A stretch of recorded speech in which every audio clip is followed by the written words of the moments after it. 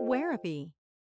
Therapy wherever, whenever. Hello, and welcome to another episode in the podcast series Coffee with a Therapist. My name is Bob Anderson. I'm a psychodynamic therapist and the founder of a website called Wherapy.com, where you can have online therapy sessions.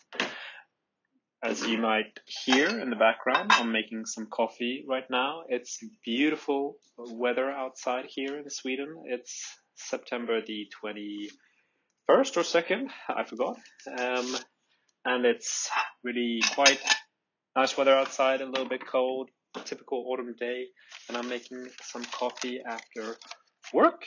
And I've listened to a few other podcasts and watched YouTube a lot lately about different diagnoses and what it can do to people. And I thought I'd discuss the issue as well. So today I'm going to talk about how diagnosis or getting a diagnosis can have a negative effect on you as well. Yeah. So if you're interested in this, I'm going to talk about depression, ADHD/autism, and gender dysphoria. I'm going to talk about these three issues. So if you're interested, please stay tuned to the podcast. Talk to you in a bit.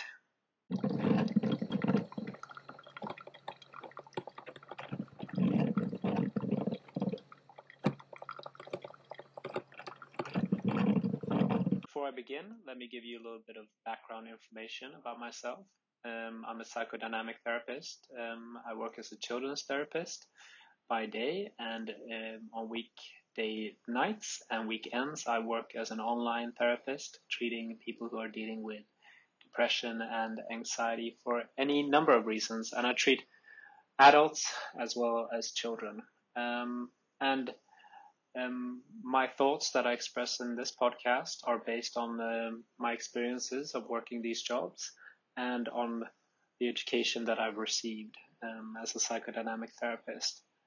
And before I go into the first danger of diagnosis, I want to just caveat everything that I say in this podcast by saying that I think that diagnosis can be a very good thing to have, especially if you receive rights to services in your local municipality, or if you receive the right to have medicine, or even if it only means that you understand yourself better. You know? There are a lot of good things about having a diagnosis, and when watching different YouTubers or listening to different podcasts or seeing different opinions put up on social media, I can definitely see that people they latch on to certain minute things that people say in their podcasts or YouTube videos, and make a big thing out of that. And what I say in the coming I don't know how many minutes, but in the rest of this podcast,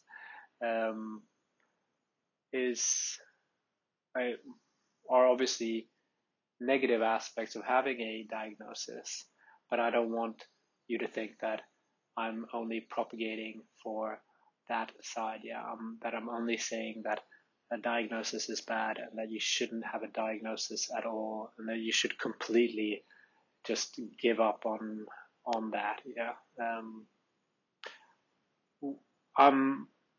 I don't exist in that black or white world. Yeah. I want to kind of give my opinions here, with you also understanding that I think that having a diagnosis is a very good thing. But the first danger of diagnosis that I was thinking about was identifying as your diagnosis. Yeah. And this is something that I see in a lot of my clients, and this develops over time. So it's with a lot of clients who have been diagnosed with something for a longer period of time. And of course, they become aware of the limitations of their diagnosis. And I think that this is completely understandable if you have a physical diagnosis, if you have some sort of if you have epilepsy, for example, or if you have some physical handicap, or if you have some sort of personality disorder, then it can be very good to understand yourself, and it's obviously quite understandable that you identify with that because it's such a big aspect of you. But with diagnoses such as maybe gender dysphoria, for example, or in some cases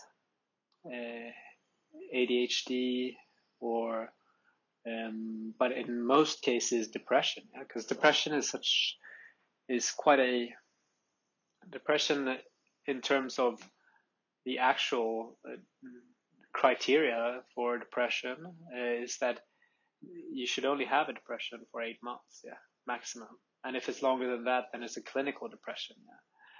But what I'm trying to say is depression is something that a lot of people fall into every now and then, for some periods of their lives, and for most cases it's for understandable reasons, but for other cases it's not. But it's more of a diagnosis that is close to all of us, even though we may not have it. But there are some people who, nonetheless, they identify with their diagnosis, the criteria for their diagnosis, and they also identify with the hinders, the limitations of their diagnosis. I can't do this because I am depressed. I can't go to the social event because I'm depressed. Nobody's going to like me anyway. I can't go to this job interview because I'm depressed. I'm not going to make a good impression anyway. I'm not going to go to work because I'm depressed. Or I'm not going to go out of bed because I'm depressed. Or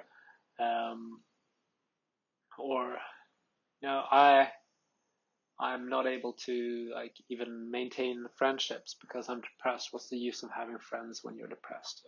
And at the beginning of a depression, when you've been in a depression for maybe a month or so, then there is an obvious impact that the depression has on your energy levels. You have a lot less energy when you're depressed, and therefore you can't do certain things. So at the beginning, this kind of way of thinking is understandable, even though it's something that we have to work with to change. But for a lot of people, it stays for even longer. And when it stays for longer, this way of thinking, then it's become a part of your identity. And then the depression has also become somewhat of a security blanket, because you've almost forgotten how you were before you were depressed. And if somebody holds you accountable for things as if you weren't depressed, then you don't really know how you're going to manage that. All of a sudden you're responsible for your happiness.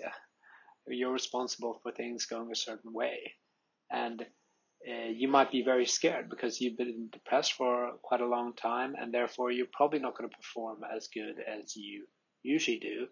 And there, instead of trying and failing and being held accountable for that, you would rather kind of identify with your depression and use it as an excuse to kind of cut off the accountability there. And I'm not saying that everybody does this. I'm not saying that this is you, the person listening. But I'm saying that this is something that develops over time. Identifying with your diagnosis, and this can happen for a lot of people. I also treat a lot of people who they are dealing with depression because they've been brought up in many different countries, so they have identity issues based on that. The term is third culture kid, or not the actual identity issues, but the term third culture kid applies to growing up globally, and they use that term also in the same way, to kind of as a security blanket for the limitations that they are experiencing, and not kind of tackling that issue. Yeah, they're more I can identify with this place, and that's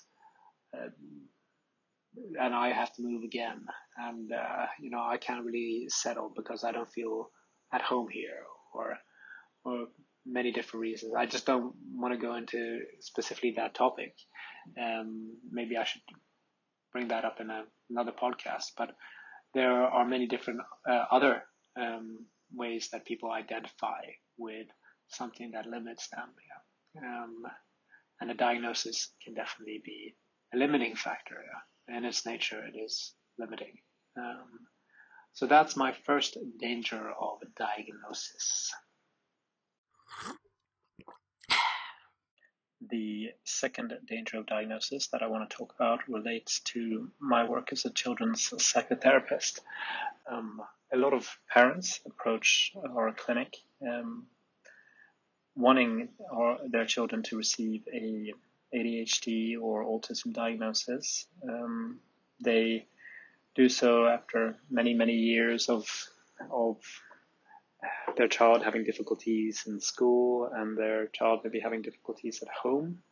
And when they approach us, they hope that, or they see the diagnosis as being a be-all and end-all solution to their problems. Yeah. As soon as they get their diagnosis, they're going to change and they're going to become this very different and very functioning child. And that is simply not the case. Yeah. They get very disappointed when they do eventually receive a diagnosis. Of course, medicine with ADHD can help a lot, but there are points when they have such high expectations of the diagnosis that they still feel disappointed after receiving medication and treatment for ADHD for their child. And likewise with autism, the parents usually approach our clinic and they ask, or they want their child to be able to understand themselves better. That's how they approach us. And they say, oh, well, I think my child is autistic. And then if they do get a proper look at, if the child gets a proper look at and gets a proper diagnosis, there's still nothing you can do to treat autism. Yeah, there are things that you can teach the child, and there are things that you can teach the parent, but the parent has an expectation that the diagnosis in and of itself will be the solution. Yeah. So there's this weight of expectations on receiving a diagnosis. Yeah. And I have a lot of experience with parents who they have even had a hard time to get somebody to look at their child because there are so many other things that can mimic symptoms of ADHD or mimic symptoms of autism. Yeah. Difficulty in family life or difficulty at school, and the child's reaction to that can be very similar to ADHD or autism. Yeah. So then when the clinic then responds to the parent and asks them to make adjustments or asks the school to make adjustments in a certain way in order to see if the symptoms of the diagnosis remain after these adjustments, then the parent just really becomes frustrated because all they're really interested in is having that diagnosis, because they don't want to, they want that. They have been suffering for so long. Yeah. They have been dealing with this issue for so long that they are looking for that quick fix. Yeah. And then if they somewhere down the line receive that diagnosis, then they get quite shocked that they just receive a paper with the diagnosis on. If it's ADHD, they receive medicine. If it's autism, they get sent to a little course where they get some information. And then after that, they're shocked when nothing much else happens. Yeah. And there are parents who, once they receive maybe an autism diagnosis for their child, or they receive an ADHD diagnosis, then they come back to us and they want an ADD diagnosis. Or if the child is ADHD, they come back and they want an autism diagnosis. And it's this kind of impression that they get that they can just order a diagnosis, yeah, and that will be the solution to their needs. And that's something that is very dangerous, because with autism, for example, there's no, as I mentioned earlier, there's no solution to that. Yeah, you can teach parents how to help their child with autism and to kind of structure their lives in a certain way, but there is no medicine for it. Therapy can maybe help to some extent as it relieves some sort of pain with the autistic child, but otherwise there's not much you can do for it. Yeah, and there again, once they have received the diagnosis, the responsibility comes back to them. Yeah, they are so tired of having that responsibility, because it's been such a difficult task dealing with their child up until that point as it is. So the danger of diagnosis here is the expectations that people can have of their diagnosis, and the expectation of how having that diagnosis will make them feel, or how it will change things.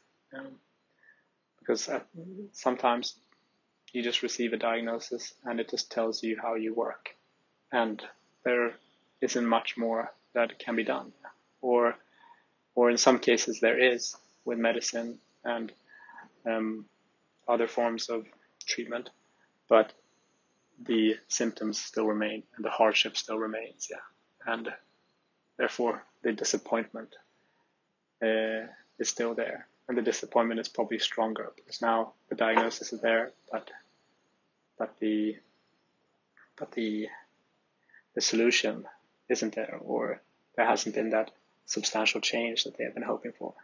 Now, a lot of people express great gratitude at receiving a diagnosis because it helps them understand who they are, and that's fair enough, and I believe that it's helpful. Yeah, but in some cases, what I just explained to you, this scenario happens as well, and that's a danger of diagnosis.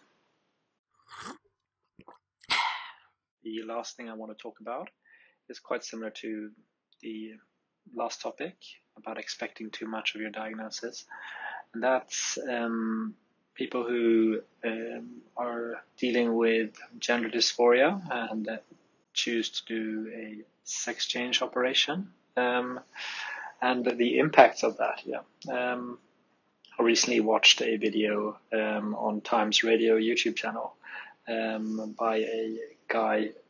His name is Richie Harron, who had recently undergone a sex change operation, and he felt like all his problems, the problems that he had before, remained. Yeah. And there's been much debate on whether or not people should be allowed to have sex change operations at a certain age, and how the process should look like. And he felt that there was a lot of pressure from people in actual practitioners, because they wanted to show that they were supportive. Yeah. So when Richie's relatives voiced their concerns, and they were accused of being bigoted, and Richie was kind of supported in his desire to have a sex change operation. And I'm not sure how old he was at that time, but it seemed like he needed parental consent. And I've seen other videos which have indicated similar displeasure or dissatisfaction at the result of the sex change operation. And I'm sure that there are many people who, after receiving a sex change operation, they feel like they're finally in their right body. There are many people who deal with various various psychological problems or various other issues created by the family environment that they're in, the society that they're in, the school environment, the social environment that they're in, and that these issues factor in to their feelings. And especially at a very young age, the teenage years, when you can't really be sure of who you are, and therefore you kind of make a decision that you don't feel like you're the right person in the right body and want that drastic change. And just the fear or the knowledge of the fact that the problems that I just mentioned, the social problems, the environmental problems, the problems in the family, the problems in society, the psychological problems, that they will remain there after the sex change operation has been completed. The realization that they do when you wake up after that surgery and you notice that, wow, these problems still remain. That comes as a big disappointment to the person who's going through that process. So I'm not sure if it's that we're expecting too much of that diagnosis. We're just expecting that the solution, a one-size-fits-all solution to a problem that is maybe much deeper. It's not about simply about gender dysphoria there. In Rich's case, it was also, I think he had ADHD, I think he had OCD, and he had some other psychological disorders, if I remember correctly, as well. I'll put a link to the video in the description. And there are many reasons why there are many issues, especially with young people, that can lead to thoughts or feelings of gender dysphoria. One is, in my experience of working as a children's therapist, I see it in a lot of autistic people, or where there's suspicion of autism. I see, especially young people, of course. I see many of those people identifying with the opposite sex. And I don't know what that is, but I see that pattern. And I also see people who might be maybe homosexual, but they're living in a family that doesn't accept homosexuality, and therefore they find this way of explaining their sexuality as something that is more fitting. That they're just trapped in the wrong body, liking the different sex. And then there's the people who are genuinely feel like they're stuck in the wrong body.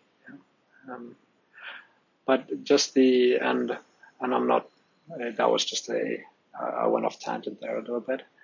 I just wanted to kind of share my thoughts on the reasons why people can experience gender dysphoria without it being gender dysphoria. But the point that I wanted to make at the beginning was that, like the example before, seeing the diagnosis as the solution, having high expectations of the diagnosis. And here it's more the treatment of the diagnosis. Getting that surgery will change all my problems. And you're kind of seeing it in a tunnel vision. It's only the gender dysphoria question. It's not the gender dysphoria and depression and family issues and social issues. It's just the gender dysphoria. So with some diagnoses, you can kind of get tunnel vision. And gender dysphoria is definitely one. I'm sure that there are other things as well. You can maybe get it with ADHD as well. That you see that, well, all my issues are due to my ADHD. Yeah.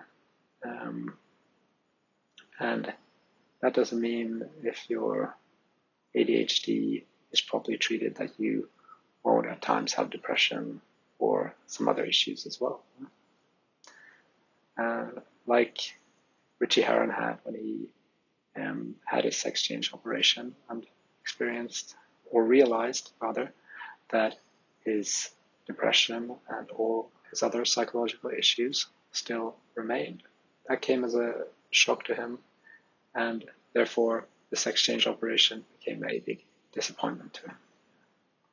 So the danger of diagnosis in this case being the tunnel vision of diagnosis.